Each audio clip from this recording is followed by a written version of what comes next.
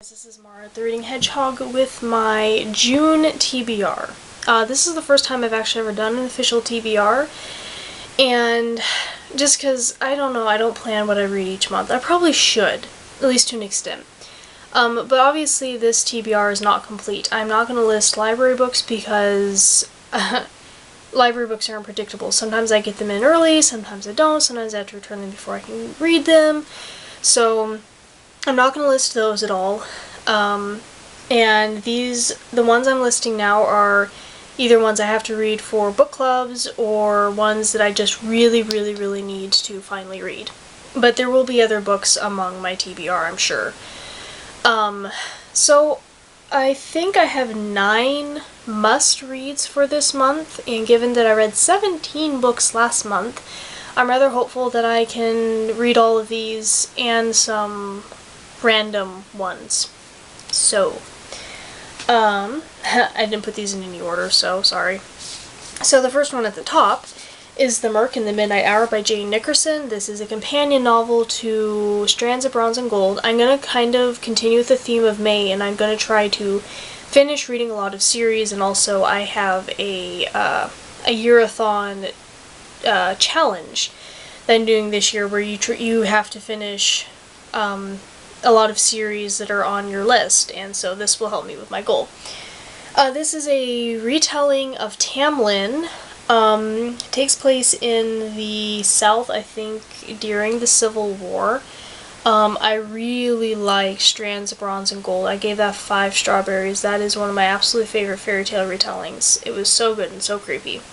So I'm really looking forward to reading The Murk in the Midnight Hour. I have been dying to get to this one, and I just never did, so now I can. Yay! Continuing in that vein, I'm also going to read Diamonds and Deceit by Layla Rashid. This is book 2 in the At Somerton series. This is historical fiction. It's kind of like Downton Abbey for teens. Actually, it's exactly like Downton Abbey for teens. I really liked the first book, Cinders and Sapphires. I gave it 4 out of 5 strawberries. I enjoyed it. I love Downton Abbey, so I love a series like it, even if it's a little too obviously like Downton Abbey, but I really enjoyed it. Looking forward to seeing what happens in this next one. Should be exciting. And still continuing in that vein, I'm going to read Independent Study by Joelle Charbonneau so I can read the 3rd book when it comes out in June. This is the 2nd book in the Testing trilogy. It's post-apocalyptic. I really liked the Testing, or at least I liked it. It was a good, fun, quick weekend read.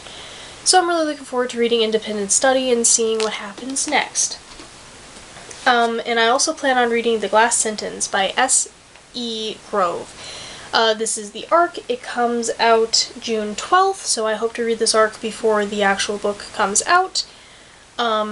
This is actually my only June ARC. Surprisingly, this is high fantasy. Pretty sure it's for young adults. It sounds really cool. I don't even know how to describe it because I don't know. I don't know how to describe it. I think Reagan on Prue's project actually got sent an actual copy of this, like a hardcover, and she said that it was like each continent takes place in a different century, so you have 1800s Boston, and then you might have futuristic Africa, for an example. So that sounded really cool. I actually didn't know that's what it was about. But looking forward to that. I also plan on reading Sky on Fire by Amy Laybourne, the 2nd book in the Monument 14 trilogy. It's super short, so it should be really easy to get through. Since I'm meeting Amy Laybourne this month, I really hope I can get through it. I really hope I can get through all of them before I meet the authors, but we'll see. Cross fingers, hopefully I can. I will also be rereading Throne of Glass by Sarah J. Maas, the 1st book in the Throne of Glass series. It is the June pick for my young adult Bibliobabble book club. I have read this before. I didn't like it, but I'm curious to reread it and maybe see if my opinion changes. It probably won't, but maybe. We can hope, right? Because I bought it and I have to reread it. So let's hope it does. I will also be reading Treasure Island by Robert Louis Stevenson. This is the June pick for Classics for Classic Ladies book club. Really looking forward to reading this, since we got through Sense and Sensibility in May, which was kind of a hefty read. It will be fun to read a shorter, more relaxing kid classic. Looking forward to that. I will also be finishing Love Letters to the Dead by Ava Delaria. I really hope I'm pronouncing that name right, but I don't think I am. I'm about 100 pages in it right now and enjoying it pretty well. It is contemporary. You've probably seen a lot of booktubers hauling this and talking about it. I'm meeting Ava Delaria on June 19th along with a bunch of other authors, so really excited to finish this and see how I like it. I'm also going to be reading Pirates by Celia Reese. This was my pick from my TBR jar, actually for May, but I kind of got sidetracked with all the books that I was reading in preparation for the author event I'm going to in June, so I never got around to this, so this will be my June TBR jar pick. This is actually going to be a reread. I read this so long ago, kind of when it first came out. It was a long time ago, at least it feels like a long time ago. And I didn't like it when I first read it. I didn't get it. It was my first experience with historical fantasy, and I didn't get it at all. I had no idea what that genre was about, so it bothered me that you had the magic in historical fiction time period. It didn't make sense.